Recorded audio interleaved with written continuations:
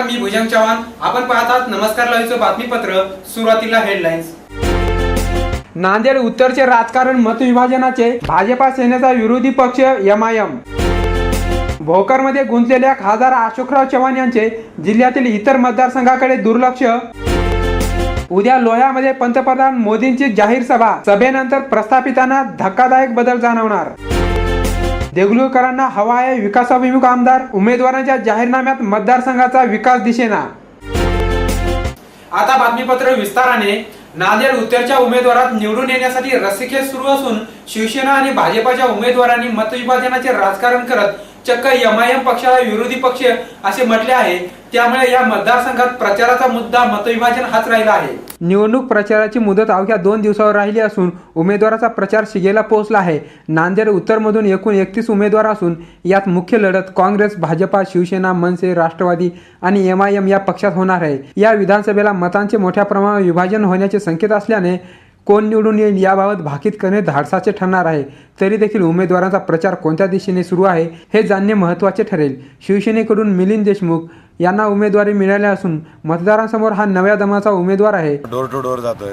प्रत्येक मतदारास होता येईल तोपर्यंत शहरातील, ग्रामीण भागातील प्रत्येक मतदारापर्यंत मी स्वतः पोहोचण्याचा प्रयत्न करत आहे आणि माझा प्रयत्न जवळपास 80% 90% माझं पूर्ण शहर होत झालेलं आहे. आता आमचा मुकाबला एमआयएम सोबत होता. नांदेड उत्तरमधून मिलिंद देशमुख या शिवसेनेच्या उमेदवाराच्या मताचे विभाजन करण्यासाठी भाजपाकडून माजी महापौर सुधाकर पांढरे यांना उमेदवारी मिळालेली असून त्यांनी देखील आपल्याला एमआयएम पक्षाचे आव्हान असल्याचे म्हटले आहे. 5वा दिवस राहील. आणखीन 2 दिवस संपूर्ण नांदेड होऊन जाईल. कोणत्या एरियामध्ये एमआयएम सुधाकर पांढरे यांचा मोठा मतदार वर्ग ग्रामीण भागामध्ये असून ती त्यांची जमेची बाजू आहे. त्याचबरोबर राष्ट्रवादीकडून डॉक्टर सुनील कदम यांची उमेदवारी असून त्यांनी देखील मराठा समाज आणि पाटील समाजाचे ध्रुवीकरण केलेले आहे. या मतदारसंघात अल्पसंख्याक मतदार मोठ्या प्रमाणावर असला तरी देखील अपक्ष उमेदवार आणि काँग्रेस, राष्ट्रवादीमुळे या मतदारसंघातील अल्पसंख्याक मतांचे देखील विभाजन होणार आहे. एमआयएम पक्षाच्या हबीब बागवान यांनी या मतदारसंघात आपला अल्पसंख्याक गट बाजूला धरून निवडून येण्याचे स्वप्न पाहिले असून त्यांनी मात्र सर्वच पक्षांचे आपल्याला आव्हान असल्याचे म्हटले आहे. दोनों तीनों ग्रामीण भागों में भी हम लोगों ने डोर टू डोर सर्वे किया है और वहाँ से भी मुझे उम्मीद है कि वोट मिलेंगे. एससी भाइयों भी हमारे सपोर्ट में है. या मतदारसंघात प्रत्येक उमेदवार आपली श्री ओढत आमदार होण्याचे स्वप्न बाळगून प्रचारासाठी झपाटलेला असून मतदारांच्या गाठीभेटीसाठी रात्रंदिवस एक करून खेडोपाड्यामध्ये हिंडत आहेत. प्रचारासाठी अत्यंत कमी वेळ मिळाला असल्याने संपूर्ण मतदारसंघ पालथा घालणे त्यांना अशक्य झालेले आहे. नांदेड उत्तरच्या या उमेदवारांच्या हातामध्ये स्पष्ट असा कोणता जाहीरनामा अथवा विकासाचा मुद्दा राहिला नाही. हे उमेदवार फक्त मतविभाजनाच्या आधारावर ही निवडणूक लढवत असल्याचे दिसून येते. राज्याचे माजी मुख्यमंत्री तथा खासदार अशोकराव चव्हाण हे भोकरमध्ये गुंतल्यामुळे राज्यातील प्रचारावर त्यांचे लक्ष देणे सोडाच, पण जिल्ह्यातील इतर मतदारसंघात देखील त्यांचे लक्ष म्हणावे तसे नाहीये. त्यामुळे या विधानसभेला काँग्रेसची जिल्ह्यामध्ये पुरती नाचक्की होण्याचे संकेत आहेत. माजी मुख्यमंत्री तथा खासदार अशोकराव चव्हाण यांनी मागच्या लोकसभेला मोठ्या मताधिक्याने निवडून येऊन राज्यातील काँग्रेसला जोरदार धक्का दिला होता. या विधानसभेला देखील असाच काहीसा धक्का देण्याचा त्यांचा मानस असावा. परंतु घरका भेदी लंका ढाय त्यांचे भाऊजी माजी खासदार भास्करराव पाटील खदगावकर यांनी काँग्रेस सोडली. एवढेच नाही तर ते विरोधी पक्ष भाजपामध्ये दाखल झाले.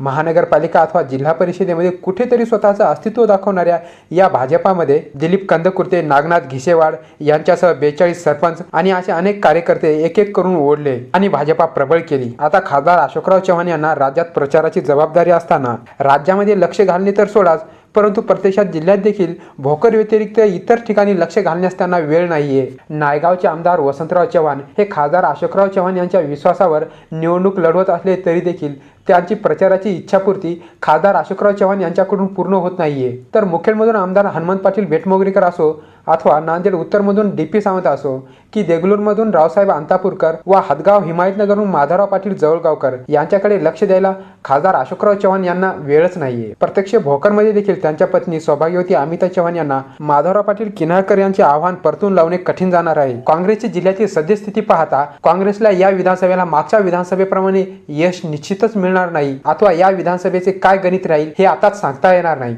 वेळ झाली आहे छोट्याशा विश्रांतीची. तुम्ही पाहत राहा नमस्कार लाईव्हचं बातमीपत्र.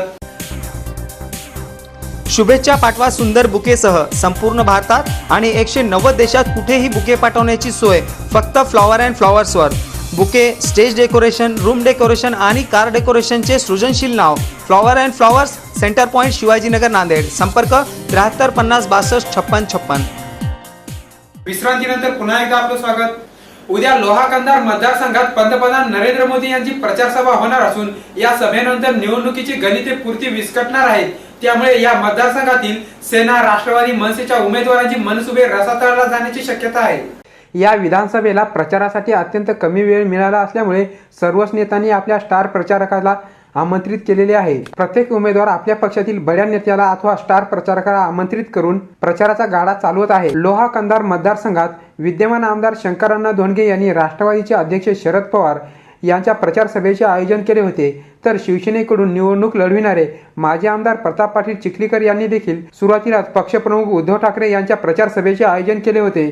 मनसेकडून माजी आमदार रोहिदासराव चव्हाण यांनी मनसेचे अध्यक्ष राज ठाकरे यांच्या प्रचार सभेचे आयोजन केले होते. त्यानंतर आता भाजपाचे उमेदवार मुक्तेश्वर धोंडगे यांनी देखील उद्या पंतप्रधान नरेंद्र मोदी यांच्या प्रचार सभेचे आयोजन केलेले आहे. निवडून येऊन आमदार होण्याच्या ईर्षेला पेटलेल्या या मतदारसंघातील उमेदवारांनी या मतदारसंघातील राजकारण अत्यंत शिगेला पोहोचवले आहे. त्यामुळे या मतदारसंघामध्ये जनतेला रोजच आरोप प्रत्यारोपाच्या फैरी ऐकायला मिळत आहेत. उद्या होणाऱ्या प्रचार सभेने आतापर्यंतच्या सर्वच नेत्यांच्या प्रचाराचे आणि उमेदवाराचे ग्रामीण दौरे फिके पडणार आहेत. साहजिकच या मतदारसंघामध्ये मोदी विचाराने ग्रासलेला तरुण वर्ग भाजपाकडे वळला जाणार असून आतापर्यंत माजी आमदार रोहिदासराव चव्हाण, आमदार शंकरअण्णा धोंडगे अथवा माजी आमदार प्रताप पाटील यांना आजमावलेली जनता वेगळा पर्याय शोधू शकते. विकासाच्या नावाखाली या भागातील जनतेच्या समस्या आणि गरजा बाजूला सारून हेवेदारी फोडाफोडी करणाऱ्या शिवसेना, राष्ट्रवादी, मनसे, काँग्रेस या पक्षांना चांगलीच चपराक बसणार आहे. देगलूर मतदारसंघात जनतेला विकासाभिमुख नेतृत्व हवा आहे, परंतु विद्यमान उमेदवारात एकाही नेत्याने मतदारांना अपेक्षित जाहीरनामा दिलेला नाही. त्यामुळे जनतेला नक्की कोणत्या उमेदवाराला निवडून द्यावे हा प्रश्न पडला आहे. विधानसभा निवडणुकीचा प्रचार अंतिम टप्प्यात आला असतानाच उमेदवारांनी आपल्या प्रचारासाठी रात्रंदिवस एक केलेली आहे. उमेदवार आपल्या मतदारसंघातील मतदारांसमोर मते मागण्यासाठी जात आहे, परंतु मतदारांना मतांच्या मोबदल्यामध्ये विकास हवा आहे. मतदारांना नक्की उमेदवार कसा हवा आहे हे अद्याप उमेदवारांना देखील माहीत नाहीये. उमेदवार मात्र आपल्याच प्रचाराची री ओढून मतदारांसमोर आपला जाहीरनामा मांडत आहे. देगलूर मतदारसंघातील उमेदवाराबाबत जनतेच्या प्रतिक्रिया वेगवेगळ्या आहेत. काँग्रेसकडून रावसाहेब अंतापूरकर यांची उमेदवारी असून देगलूर या मतदारसंघामध्ये काँग्रेसला कंटाळलेली जनता असून काँग्रेस सोडून इतर पर्याय शोधण्याच्या तयारीमध्ये आहे. महाराष्ट्र का मुख्यमंत्री बनेगा राज ठाकरे. पण स्पष्ट लक्षात येतं की महाराष्ट्र नवनिर्माण सेनेची ताकद या ठिकाणी वाढलेली आहे. मग इथं चांगलं काम करण्याची शिवसेनेची पकड आहे. आमचं मनसेचे उमेदवार, सेनेचे उमेदवार आम्हाला पसंतीचे आहेत. इथं जास्ती करून वरी मोदीला आठ आहे, सरकार वरी सत्तेचं मोदीचं आहे. इथलं कुठल्याही हालतीमध्ये शिवसेनेची युती झालेली आहे, मोदीचीच लाट येणार, इथलं भाजपच निवडून येणार. मी असं गवाही खुल्ला करतो. सुभाष सामने आहेत, काँग्रेसचे आहेत, राष्ट्रवादी काँग्रेसचे आहेत, सगळे मिश्रित आहेत. बहुरंगी लढत पंचरंगी लढत आहे. निवडणूक प्रचारात गुंतलेल्या उमेदवारांना जनतेला नक्की हवं तरी काय याचीच जाणीव नाहीये. या मतदारसंघामध्ये उद्योजक असलेल्या क्षीरसागर यांनीही राजकारणामध्ये आपले भवितव्य आजमावण्याचे ठरले असून आपल्या विचाराचा एक गट सुरुवातीपासूनच तयार केलेला आहे. सुरुवातीला अपक्ष निवडणूक लढविण्याच्या तयारीत असलेल्या भीमराव क्षीरसागर यांना भाजपाने उमेदवारी दिली. त्यानंतर भाजपाने भीमराव क्षीरसागर यांचा पाठिंबा काढून घेतला असल्याने भीमराव क्षीरसागर आता एकाकी पडले आहेत. देगलूर मतदारसंघामध्ये जनतेला हवा आहे कृषी विकास, व्यवसाय, उद्योग, रस्ते, जलसिंचन, परंतु विद्यमान आमदाराकडून कोणत्याच प्रकारची अपेक्षा पूर्ण झालेली नाही आणि भीमराव क्षीरसागर यांच्यासारखा उमेदवार केवळ उद्योग आणि व्यवसायाचे लालूच दाखवत असून भीमराव क्षीरसागर यांनी आतापर्यंत तरी या मतदारसंघामधील जनतेसाठी असे काहीही केलेले नाही की जनता त्यांच्यावर विश्वास ठेवून त्यांना निवडून देईल. दुसऱ्या बाजूने माजी आमदार सुभाष साबणे यांनी शिवसेनेकडून आपली उमेदवारी दाखल केली असून त्यांच्याकडे विकासाचा असा कोणताच मुद्दा नाहीये. ते केवळ भाजपाच्या पाठिंब्याने आणि मतफुटीच्या अथवा मतविभाजनाच्या पाठिंब्यावर ही निवडणूक लढवत असून निवडून येण्याचे स्वप्न बाळगत आहेत. शेवटी पुन्हा एकदा हेडलाईन्स. नांदेड उत्तरचे राजकारण मतविभाजनाचे, भाजपा सेनेचा विरोधी पक्ष MIM. भोकरमध्ये गुंतलेल्या खासदार अशोकराव चव्हाण यांचे जिल्ह्यातील इतर मतदारसंघाकडे दुर्लक्ष. उद्या लोह्यामध्ये पंतप्रधान मोदींची जाहीर सभा, सभेनंतर प्रस्थापितांना धक्कादायक बदल जाणवणार. देगलूरकरांना हवा आहे विकासाभिमुख आमदार, उमेदवारांच्या जाहीरनाम्यात मतदारसंघाचा विकास दिसेना. आणि याचबरोबर नमस्कार लाईव्हचं हे बातमीपत्र संपलं. पुन्हा भेटूया. नमस्कार.